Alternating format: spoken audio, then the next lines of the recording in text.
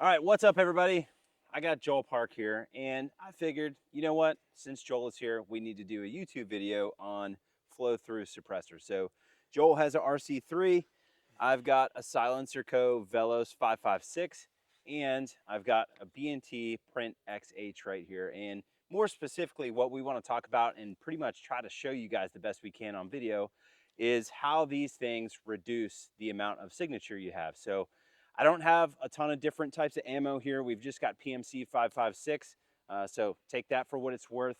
But it should be, a pretty good data point to kind of show you guys, not only the sound reduction of all three of these, but how much flash does each one have, and how much signature reduction do these suppressors give these rifles? Yeah, I mean, spoiler alert, it's not going to be Hollywood quiet. Probably not. We'll still want to wear hearing protection when we're firing. Yes. And yeah, I mean, we'll just try different muzzle devices with different cans and kind of give you the breakdown of what we're using and with what the combination is. Because let's be real, if you buy different bullet, like a different type of ammo, it's OTM, it's XM193, it's whatever. Yep. Like all these different types of ammo are going to have different powders, which are going to have different burn rates and different weights of a projectile and different barrel length. There's a million combinations, so we can't really cover it all. Yep. So this is just to give you an idea of some results you could have. I agree. Or our experiences. I think really important thing to note before we start is the length of the barrels that we have these cans on. So the RC3 is on a 14.5-inch ADM. Mm-hmm. The Silencer Co. Velos 556 is on an 11.5-inch Hodge gun. And the Print XH from B&T is going to be on a 12.5-inch Hodge gun. An important thing to point out with the RC3, this is a 3-prong muzzle device. Because the RC3, you get better results or less flash when you use an open tine device, such as a 3 or 4 prong. If you use a closed tine, such as the A2 style, like the closed tine, there can be more flash. Again, your mileage may vary. So it's important also to point out, with this gun, it's a 3-prong flash hider. Good point. So the gun that is going to have the Print XH is a 3-prong. And then the one that has the Silencer Co. Velos 556 has a closed tine flash hider. So maybe a little bit of difference there. It's worth pointing out. Who knows? We're going to find out. One last thing we should talk about too is Surefire calls this a flow-through can, if I'm not mistaken. And Silencer Co. calls these a reduced back pressure can, as well as the same exact thing with B&T. Reduced back pressure can. So neither of these two companies call these a flow-through can. I'm not quite sure the difference. If I'm being honest, I'm sure someone will comment like, hey. Somebody in the comments will add us and they will tell us. Maybe we'll do a video about your comment. Let's talk just on a broad stroke. The main difference, this is the Surefire RC3. There's vents in the front, and the gist of what's happening is a lot of the junk is going out the muzzle end as opposed to coming back through the action. With a standard suppressor or a non-flow through, oftentimes the action gets full of unburnt powder because all that stuff's cycling back as they dry out quicker.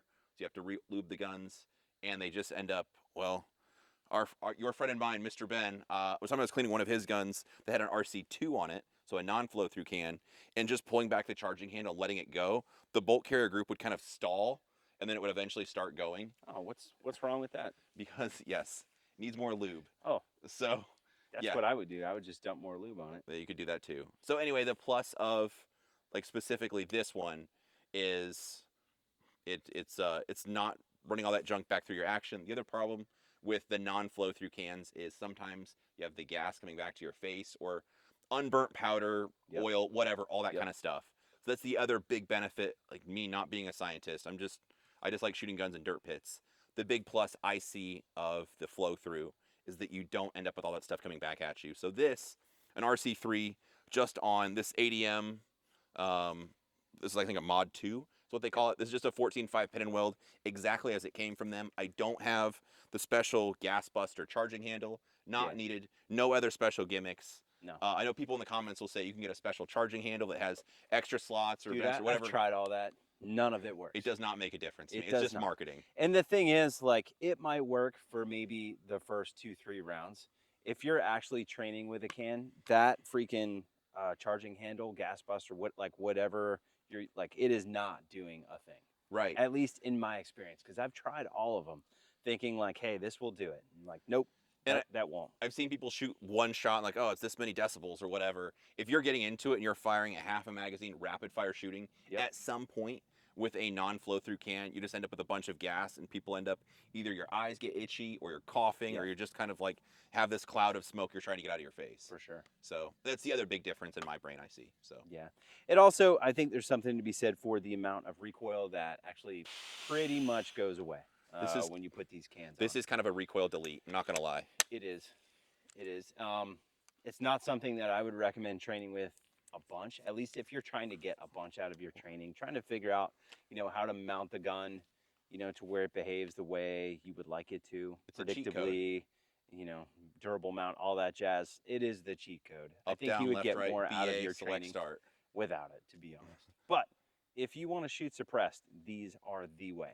I think without a doubt, I it's agree. very easy to say that the flow through cans or the reduced back pressure cans, like this is the future. I probably will never buy a regular suppressor ever again. No, well, I was very spoiled. So my first experience shooting a suppressor was an RC3, Yep. and I kind of thought they all worked like that. And then I shot a friend's or used a friend's gun that had a non-flow through suppressor, and I was just shooting. Well, yours was one of the first ones I shot. I was like, well, I guess I'm being unkind, but I was just like, okay, this sucks. Like, I don't like this because maybe more so me being a lefty, but I could feel unburnt powder and little specks coming back and hitting me. It's like enough gas, kind of like itching. Like my eyes are itchy just from all this kind of cloud of stuff in front of me. I'm like, this sucks. Yes. My friend Jason had a similar experience. I shot it a couple times. It made the gun recoil differently. Yeah, it definitely recoils more. Yes. It's like adding to the recoil. So I more had back pressure. More recoil, the stuff hitting me in the face. And I was just like, yeah, this sucks. Like, I just put it on safe and just gave it back to him. I didn't even want to finish the magazine. Now, I mean, there's definitely something to be said for, like, you can most certainly tune the gun to that can.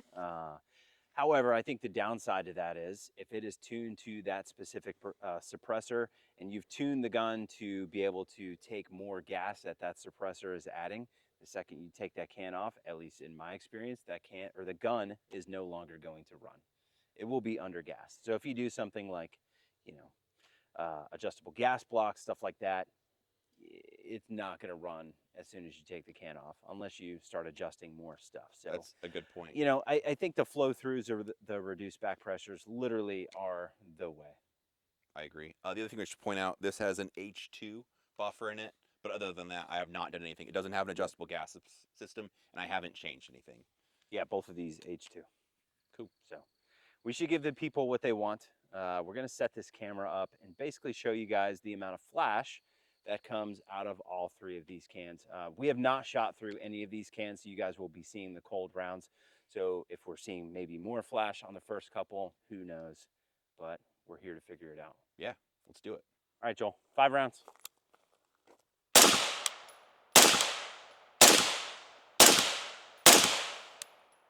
Holy shit, dude. What do you say? It had like a little bit of first round flash. After that, there was nothing. Duh, it's the RC3, bruh.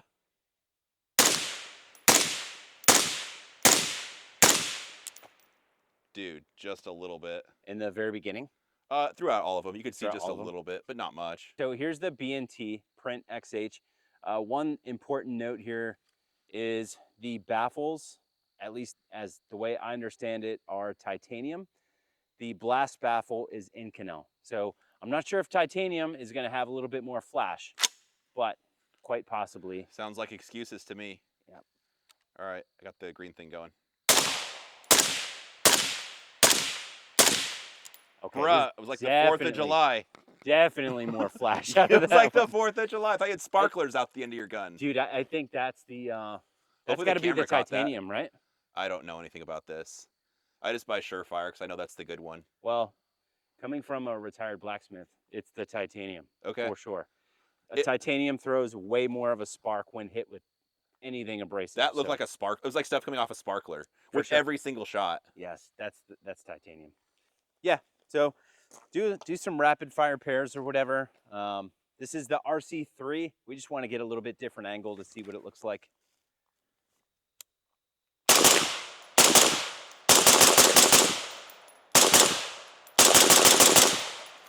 Okay, definitely some flash coming out of the end now. Okay. And like looking at it from the side, the flash is maybe, I don't know, 5-6 inches long. Really? But it's a dim flash. It's not like bright, blinding type of flash. It's very, very dim. Interesting. Let's do the print XH. Okay.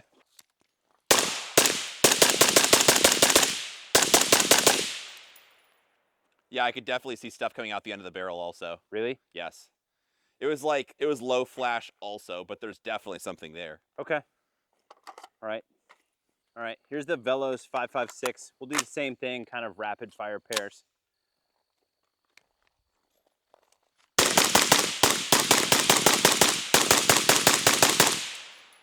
That was pretty good. Yeah. Not pairs. Someone's going to comment. That wasn't pairs. It was just mag dumping. That was pretty minimal, dude. You are correct. It was pretty minimal. Yeah. I could see a little bit of red coming from the muzzle, but it wasn't. I didn't see much. It was very minimal.